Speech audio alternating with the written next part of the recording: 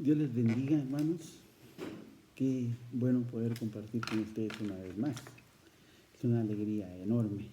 Ya como habíamos hablado el día de ayer, qué alegría poder celebrar con ustedes este aniversario. Bien, hermanos, el día de hoy vamos a platicar acerca de otros personajes de la Biblia muy especiales. Y quiero que usted vaya al libro de San Marcos, capítulo 2, versículo 1 al 12. Voy a leer los primeros versículos, del 1 al 3. Entró Jesús otra vez en Capernaum después de algunos días y se oyó que estaba en casa. E inmediatamente se juntaron muchos, de manera que ya no cabían ni uno en la puerta, ni aún en la puerta, y les predicaba la palabra. Entonces vinieron a él unos trayendo un paralítico que era cargado por 4. Este pasaje es interesante porque nos muestra cuáles eran las características que tenía en ese momento la reunión que Jesús estaba llevando a cabo. Dice que se oyó, usted lo ve, que estaba en Capernaum y se oyó que estaba en casa. Inmediatamente se juntaron muchos, miren la escena, se juntaron muchos y Jesús está dentro de la casa. Ahora, yo les quisiera hacer una pregunta acerca para ubicarnos en este pasaje. Ya ha habido de que Jesús estaba en una casa, unos hombres, 4 hombres en específico, deciden llevar a un amigo de ellos, a un hombre paralítico, tal vez no era su amigo. Eso no lo dice la Biblia. Pero aquel hombre paralítico sí era conocido de ellos. Y yo me imagino a aquellos 4 hombres poniéndose tal vez una noche, los 4, no sé si tomándose su té, poniéndose de acuerdo para llevar el día siguiente a aquel paralítico donde estaba Jesús. Yo me los imagino, a veces me imagino las cosas para poderlas ejemplificar. Y decir uno al otro, mira, mañana va a estar Jesús por aquí en Capernaum, deberíamos llevar al paralítico. Pongámosle un nombre, pongámosle Jacinto, un nombre, cualquiera, no tiene nada que ver. La Biblia no dice un nombre, ni tampoco es malo ponerle un nombre, pero va a ubicarlo. Llevémonos a Jacinto, miren, ¿cuántos años no puede caminar Jacinto? Llevémoslo donde está Jesús. Tal vez lo sabe, y puede caminar, y ya deja de estar ahí tirado, pobrecito, otra lástima. Sí, hagámoslo pues. Ahí el lugar donde va a estar parece que es grande, podemos llevarlo. Sí, está bien, llevamos, bueno, nos levantamos temprano y lo llevamos y todo. Yo me imagino los 4 poniéndose de acuerdo. Lo toman, lo llevan a donde está y cuando se dan cuenta hay mucha gente. Y buscan a Jesús. Ellos ya tal vez habían planeado, ustedes se van adelante, van pidiendo permiso y logran entrar. Cuando llegan, se topan con un gran problema, un gran dilema. Jesús está dentro de la casa, no está afuera, está dentro de la casa. Y no cabe nadie más, ni en la puerta, ni en ningún lado. ¿Qué riesgos tomaron los hombres que llevaban al paralítico? Esa sería una pregunta interesante a responder. ¿Qué riesgos tomaron aquellos hombres que llevaban al paralítico? ¿En qué momento hubieran podido bajar la camilla ahí y decirle al paralítico, a Jacinto, discúlpanos, hicimos todo el esfuerzo, vamos a intentar mañana, vamos a intentar otro día, tal vez lo vamos a ver seguir en el camino? Cualquier cosa hubieran podido decir y nadie hubiera tenido que decir, miren, estos están malos porque no hicieron algo más, ya habían hecho todo lo que nadie había hecho. Esto es interesante. Y deciden tomar aún más riesgos. ahí estaba aquella casa. Se suben al techo y mira, ahí está un riesgo grande. ¿Qué hubiera pasado? Yo me imagino esto también, ahora desde el punto de vista del dueño de la casa. A mí me hubiera gustado me gustaría tener una casa aquí cerquita de ustedes, pero ¿sabe qué me encantaría? Que el techo fuera de teja, de la teja que está cocinada. Me encantaría. Es que, hermano, cuando estaba pequeño, en la casa de mi abuelo había un espacio de teja, los dormitorios tenían teja para que fueran frescos. Y oír la lluvia caer, que no es estruendosa como la lámina, no, que oír esto, que cae. Yo me imagino al dueño de esa casa, tal vez así se había imaginado su casa, y ahora estaba Jesús dentro de su casa, y cuando está allá adentro de la casa, él oyendo tal vez a Jesús de todas sus enseñanzas, todo lo que estaba diciendo, de pronto ve que de arriba está cayendo algo de polvito y las tejas están crujiendo. De repente ve que una teja se levanta y lo que ve es una cara de un muchacho que está allá subido en el techo. ¿Cómo hubiera usted bajado a esos 4 hombres que estaban ahí arriba? Saber, tal vez estuviera enojado. Ese es un riesgo que estaban corriendo aquellos jóvenes. Caerse, ustedes saben lo que yo me imagino que ustedes saben lo que cuesta hacer un techo de teja, poner palitos, tener buenas vigas porque la teja pesa, después poner una por una, cruzarlas bien, traslaparlas bien. Era otro riesgo, que se caigan ahí encima de todo. Pero por sobre todo creo que ese es un riesgo importante. Es decir, qué ridículos que andan haciendo ahí en el techo, qué barbaridad, hombre. No pueden esperarse, Jesús, no pueden tener paciencia. Y cuando aquel dueño de la casa termina de ver, ya no es una teja, son 10 tejas, más tejas. Y cuando ve, aparecen 4 cabezas, 4 caras ahí arriba, viendo hacia abajo, y de repente ve cómo va bajando una camilla con el paralítico. Eran riesgos. Yo pregunto, ¿cuánto se arriesgaría usted por las almas que hay alrededor de nuestra iglesia y que todavía no conocen al Señor? Mi hermano, se lo digo a cuenta propia, arriesgarse por querer cambiar algo cuesta. Encuentra uno tanta oposición, pero es un riesgo que se corre. El riesgo que digan el riesgo que digan, ¿por qué lo hizo? Son riesgos que se corren, pero hay que asumirlos cuando el motivo es un motivo bueno. Versículo 4. Y como no podían acercarse a causa de la multitud, descubrieron el techo de donde estaba e hicieron una abertura, bajaron el lecho en el que yacía el paralítico, que le hemos puesto nosotros el nombre Jacinto, y al ver Jesús la fe de ellos, dijo al paralítico, hijo, tus pecados te son perdonados. Me llama la atención porque acá es una acción que Jesús, al ver la fe, se conmueve. Ve al paralítico. Bueno, era evidente, él estaba bajando por medio del techo, pero Jesús hubiera podido tomar otra actitud. Por favor, respeten la casa, respeten que están en propiedad privada, no hagan locuras. Esas podrían ser palabras sabias, sí, muy sabias, pero al ver la fe de aquellos hombres, el Jesús, el Maestro, ya no solo es el Jesús, es ahora ese Jesús que estos 4 conmueven su corazón y le dicen al paralítico, tus pecados te son perdonados.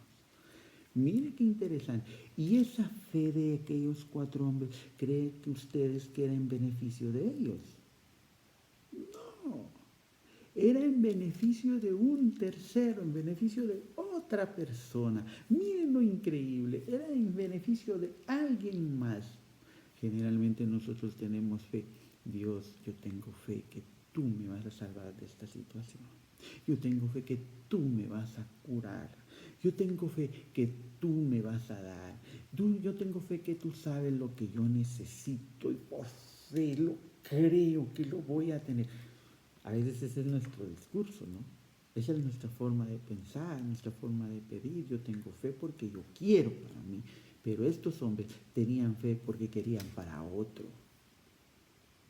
Y Dios nos está llamando a eso como iglesia, hermano. Tengamos fe para salvar a los demás, para conmover el corazón de Jesús, que ya está conmovido, pero que nosotros tengamos la capacidad de acercarlos a Jesús. Como este hombre no podía moverse, no podía ir por sus propias cuentas, necesitaba de alguien más, y habían 4 personas con fe en favor de él, dispuestas a llevarlo. Magnífica enseñanza, hermanos. Y se conmueve el corazón de Jesús y le dice, tus pecados te son perdonados. Yo me imagino a aquellos hombres allá arriba, yo quería que caminara. Tal vez nunca dimensionaron las palabras que Jesús les estaba diciendo, pero le estaba dando Jesús de primero lo máximo que podía darle, salvar su alma. ¿De qué le servía poder caminar si su alma estaba perdida? Si no tenía la esperanza de llegar donde Dios está. Tal vez no lo entendieron aquellos 4 hombres, pero Jesús le dio de primero lo primero que vale en la vida. Ahora bien,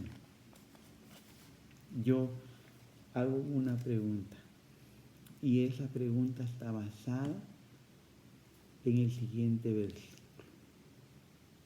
versículo 6. Estaban ahí sentados algunos de los escribas, los cuales cavilaban en sus corazones. ¿Por qué habla este así? Blasfemias dice. ¿Quién puede perdonar pecados sino solo Dios? No hace falta esa clase de gente, esa clase de personas. Ahí estaban dentro. Ellos sí estaban dentro. ¿Y qué estaban haciendo? Vamos a ver qué hace Jesús hoy. Esos escribas conocían bastante de la palabra, de la ley. ¿Sí? Eran los que se encargaban de hacer las copias a mano de los rollos de la ley y de los libros que se utilizaban en aquel momento. No, recuerden que no había cómo imprimir, no había Biblias de esta manera, todo eran rollos. ¿Sí?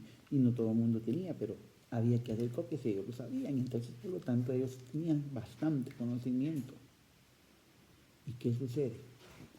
Aquellos hombres dicen, ¿cómo puede ser posible que perdone pecados? Blasfemia, dice.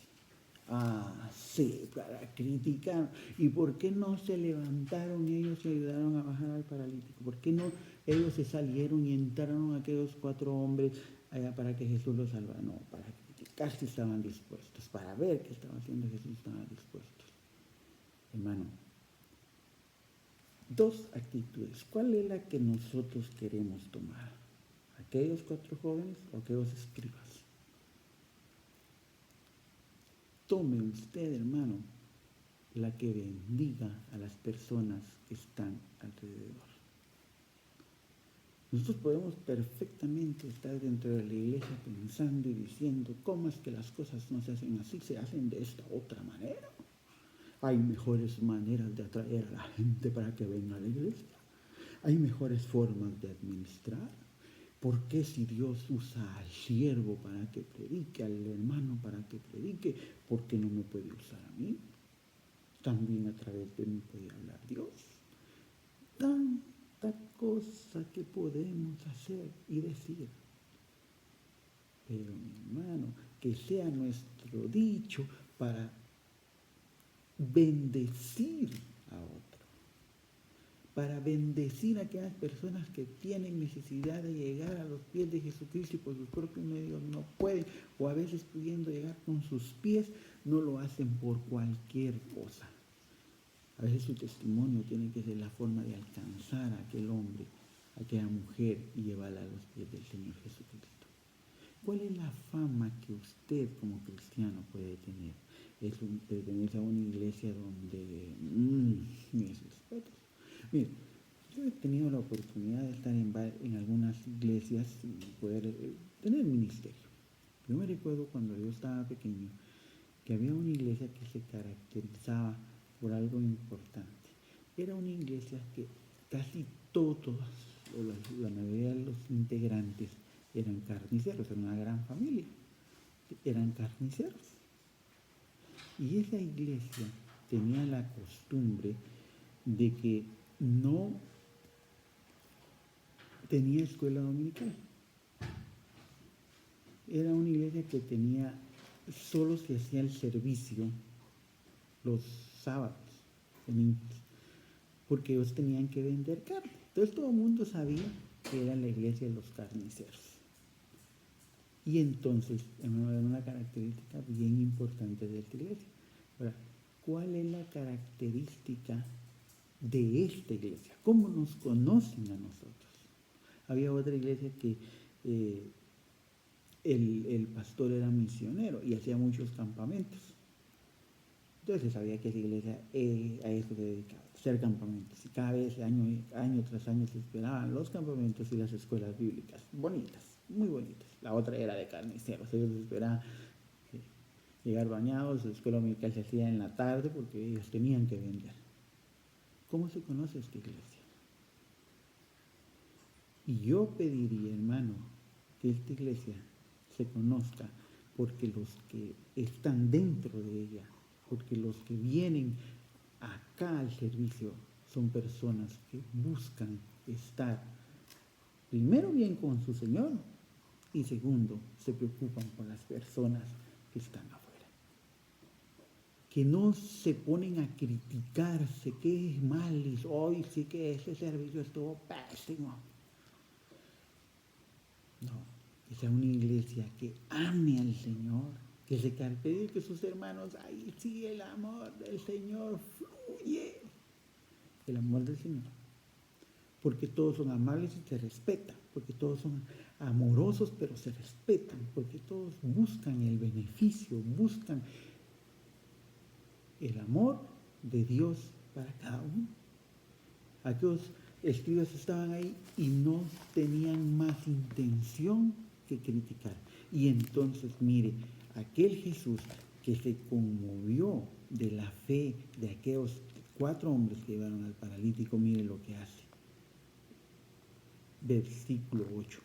Conociendo luego Jesús en su espíritu que cavilaban de esa manera dentro de sí mismo, les dijo: ¿por qué caviláis así en vuestros corazones? ¿Qué es más fácil decir al paralítico: tus pecados te son perdonados? O decirle: levántate, toma tu lecho y anda. Increíble. Aquel corazón de Jesús que se había conmovido por la fe de los muchachos, de los 4 que lo llevaron, también era un corazón que sabía lo que estaban pensando los escritos. No necesita decirlo. Dios conoce nuestras actitudes. Dios conoce nuestras críticas secretas. Dios conoce todos los pensamientos en lo íntimo de cada uno de nosotros. Hermano, no podemos escapar del Señor. Y yo me imagino que Jesús que se les quedó viendo así con unos ojos. ¿Qué están pensando? ¿Qué se están creyendo ustedes? ¿Qué piensa Jesús de nosotros? Si Jesús estuviera aquí al lado suyo, ¿le gustaría tomarse un café con usted? ¿Se sentiría Jesús agradable al sentir su presencia? Es increíble eso, mamá. Aquel no se sentiría incómodo.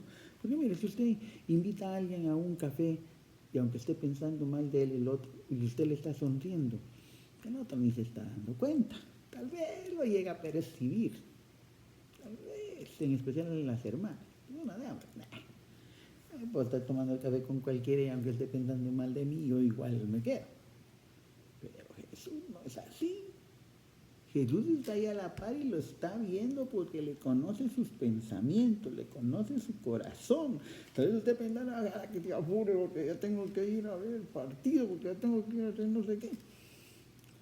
Eso está pensando usted, pero el otro lo está sintiendo. En este caso Jesús estaba sintiendo que estaban diciendo los escribas. Y les hace la pregunta, ¿qué es más fácil, perdonar pecados o levantar lo de su lecho? Jesús los pone en aprietos, ¿no? Es más fácil levantarlo y que se vaya a que se levante de ahí con un alma limpia. Y ese es el poder del Señor. Y de eso somos siervos usted y yo. De eso somos los encargados también usted y yo de llevarlo. Jesús, para él es más fácil sanarnos. Es más fácil levantarnos. Lo difícil, de eso se encarga Jesús. Salvó su alma. Ese es el Jesús que está en medio de nosotros. Ese es el Jesús que espera de nosotros un buen testimonio para que otros lo puedan conocer a través de él. Y dice el versículo 10, para que sepáis que el Hijo del Hombre tiene potestad en la tierra para perdonar pecados, para hacer lo difícil, le dijo al paralítico, levántate, toma tu lecho y vete a tu casa. Y aquellos 4 jóvenes que lo habían ingresado, lo sanó.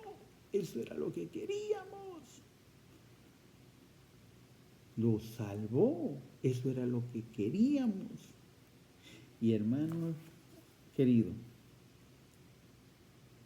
Jesús hizo de primero lo más difícil. Salvarnos, sanarnos, es lo más fácil. Salvarnos, pagó el precio en la cruz. Y de eso quiere que usted y yo seamos sus siervos. El último versículo, en el versículo 12, dice, entonces se levantó enseguida y tomando su lecho salió delante de ellos, de manera que todos se asombraron y glorificaron a Dios diciendo, nunca hemos visto tal cosa. Oh, ahora hasta los escribas, sí, lo levantó, pero primero le perdonó pecados. Hermano querido, Dios nos llama a ser siervos útiles en su obra. Es la oportunidad que usted y yo tenemos de hacer la función para la que Dios nos llamó. Dios no nos llamó a calentar las bancas. Dios no nos llamó a lucirnos con nuestros privilegios.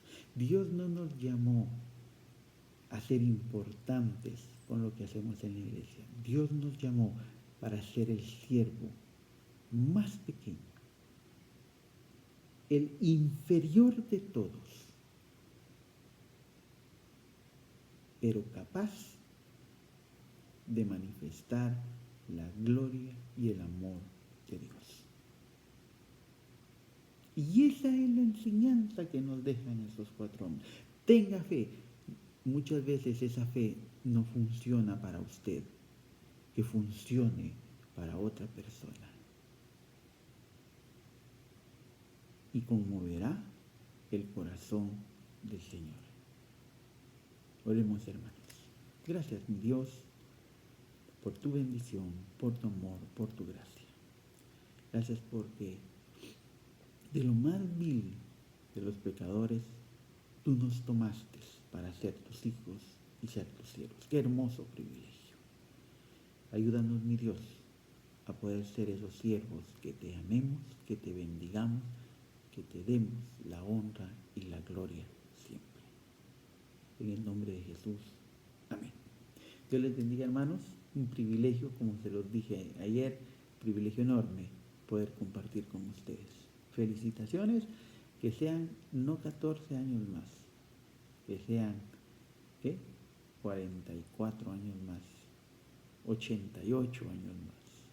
Una bendición estar con ustedes. Un abrazo a la distancia, que Dios me los bendiga y hermanos, sigamos adelante trabajando en la obra del Señor. Dios les bendiga.